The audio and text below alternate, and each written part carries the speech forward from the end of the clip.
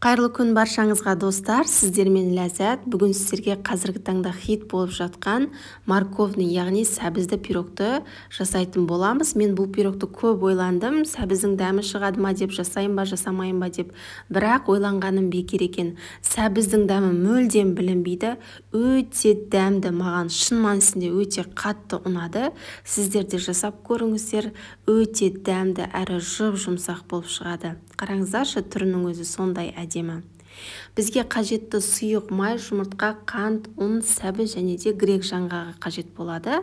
Ең әуелі жұмыртқаға қантымызды салып, аппақ масса болғанша жақсылап миксерлеп аламыз. Біздің пирогымыздың биік болуы осы жұмыртқа мен қанттың жақсы араласқанына байланысты. Сол себепті жұмыртқа мен қантты осындай аппақ масса болғанша жақсылап миксерлеп алыңыздар. Содан соң үстінен сұйық майымызды құямыз және де кішкене ғана миксерлеп жібереміз. Көп миксерлеудің қажеті жоқ. Содан соң ұнымызға разрыхителімізді салып, жақсылап араластырып аламыз.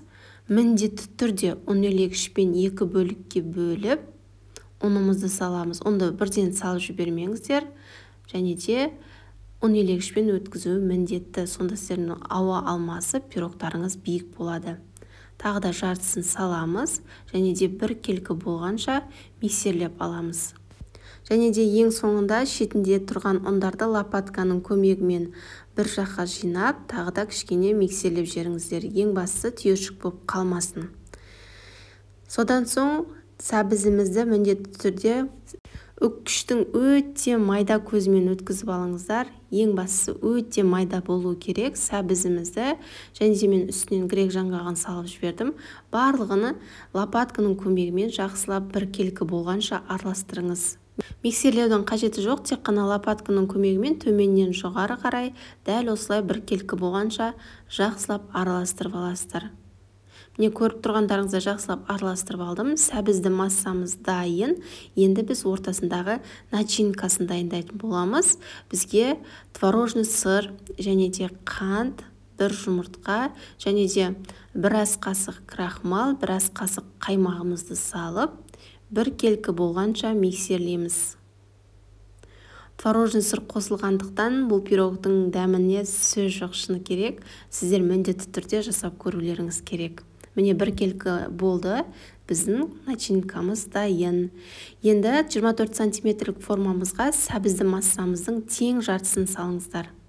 Көз мөлшермен теңге 2-ге бөлдім және де астыңғы бөлігін лопатканың көмегімен бір келкі барлық жерін бір тегіс етіп шықтым. Және де ортасына творожный массамызды саламыз.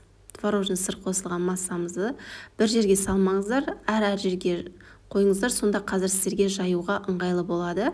Барлық жерін бір келкі етіп, түгелімен жайып шығатын боламыз. Және де ең соңғы сәбізді массамыздың қалған тең жартысын үстіңгі бөлігіне құямыз. Бұны да бір жерге құймаңыздар, әр жаққа құйып, сонда сіздерге жаюға ыңғайлы болады. Барлығын салып, толығымен байқасаңыздар, сәбіздің үстіңгі жағынан алып, реттедім, көрдіңіздер ме? Дәл осылай істесеңіздер, бір келкі болып шығады. Үстіңгі жағынан алып, бір тегіс етіп шығамыз.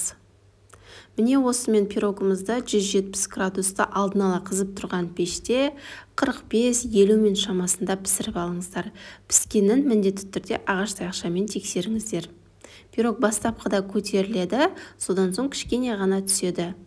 Пирогты бірден ыссы күйінше формадан алмаңыздар, кішкене суғаннан соң барып формасынан алып, қалауыңызша қант ұнтағын сепсеңіздер болады.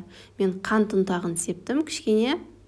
Әртүрлі жеміс жидекпен де әрлесеңіздер болады, барлығы өз қалауыңызша. Мен сіздерге қазір кесіп көрсетемін. Қарасаңыздар, өте жұмсақ, сондай нәзік пирог болып шығады. Ешқандай да сәбіздің дәмі білінбейді. Міндетті түрде жасап көріңіздер, арасын қараңыздар, қандай керемет болып шыққан. Өзіме қатты ұнады. Сіздер де міндетті түрде жасап көріңіздер. Алдағы уақытта менің каналымда көптеген керемет рецептер болады. Сол себепті менің арнама тіркелуді ұмытпаңыздар. Назарларыңызға рахмет. Сіздермен болған Ләззат.